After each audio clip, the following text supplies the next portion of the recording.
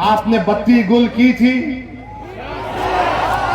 15 minute की light गुल कर दी आपने, किया था ना आपने। अब जब विधानसभा के चुनाव आएंगे,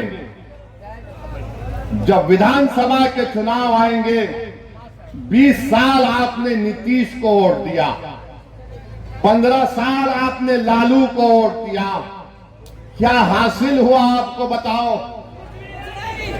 पढ़ाई के लिए बिहार से बाहर जाना पड़ता, नौकरी के लिए बिहार से बाहर जाना पड़ता।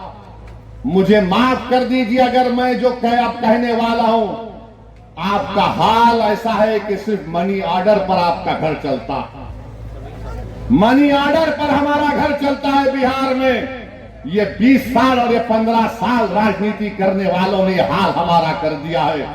तो जब चुनाव आएंगे तो 15 मिनट के लिए बत्ती गुल नहीं करना, पूरे 5 साल के लिए बीजेपी के, नीतीश की और राजद की बत्ती गुल करना पड़ेगा आपको। आप करेंगे ना?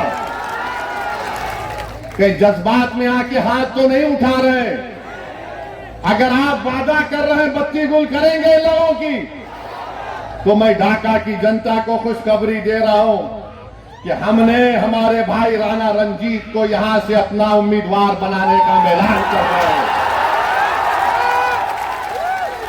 तो अब यह आपकी जिम्मेदारी है मेरे भाई कि आप राणा रंजीत को यहां से अपना नया विधायक बनाएंगे इंशाअल्लाह ताला। बहादुरगंज से तौसीफ आलम को इंशाअल्लाह बनाएंगे और अख्तरुल ईमान को कामयाब करेंगे अपनी विधानसभा से। अब बहुत हो गया, ये हर बार चुनाव आता तो इनको एक ही चीज नजर आती, ओवैसी बी टीम है, ओवैसी बी टीम है, ओवैसी वोट काटने के लिए आया है। अरे तुम याद रखो, जब तक अल्लाह मुझे जिंदा रखेगा मैं तुम्हारी नाक में और दिमाग में दम करके रखूंगा इंशाअल्लाह। तुम जितना बोलते बोल लो, मगर लालू जी आपके 15 साल हमको क्या मिला बताओ? नीतीश 20 साल बताओ बिहार के गरीबों को क्या मिला? आप 20 साल मुख्यमंत्री रहे। अब तो एक वीडियो देखा कि जन गण मन हो रहा है तो नीतीश कुमार हाथ पकड़ के ऐसा ऐसा कर रहे हैं, नहीं मालूम क्यों कर रहे हैं। शायद अख्तरुल ईमान के पास वो डॉक्टर भी है, सियासी डॉक्टर भी है।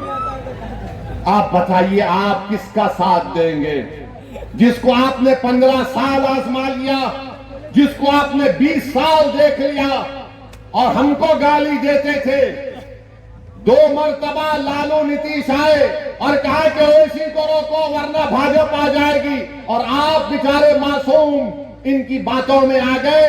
आपने उनको वोट दिया मगर फिर वो लड़ लिए, फिर ऐसा लड़ लिए कि बीजेपी भाजपा आ गई। तो जिम्मेदार हम नहीं है अगर बिहार में बीजेपी है, जिम्मेदार लालू है और नीतीश कुमार। और याद रखिए हमारी जिम्मेदारी नहीं है, हमने कभी भी फिरका परस्ती का साथ नहीं दिया। हमने हमेशा हिंदू मुस्लिम इत्तेहाद को मजबूत करने का काम किया। मगर याद रखो मेरे अजीज दोस्तों और बुजुर्गों, मगर ये बात तो सही नहीं है कि मैं अपने घर को जलाकर किसी के घर में जाकर रोशनी का चिराग जलाऊं। मेरा घर अगर आबाद रहेगा तो मैं अपने घर के चिराग को जलाकर बाजू के घर में जाकर चिराग जलाऊंगा। हम 50 साल से अपने घर के चिराग को गुल करके, अपने घर को जलाकर राख करके किसी और के महल को रोशन कर रहे हैं। अब महल किसी का रोशन नहीं होगा, पहले राणा के घर में हम चिराग जलाएंगे, तौसीफ आलम के घर में चिराग जलाएंगे, अख्तरुल ईमान को कामयाब करेंगे।